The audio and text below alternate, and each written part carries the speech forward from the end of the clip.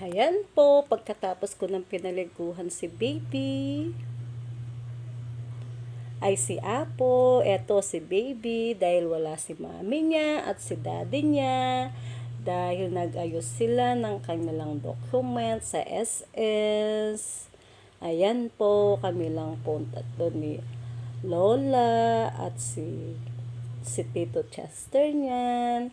Habang dumedede si baby, ay winawash yung mga damit ni Apo at nakapagluto na rin po ng lunch namin.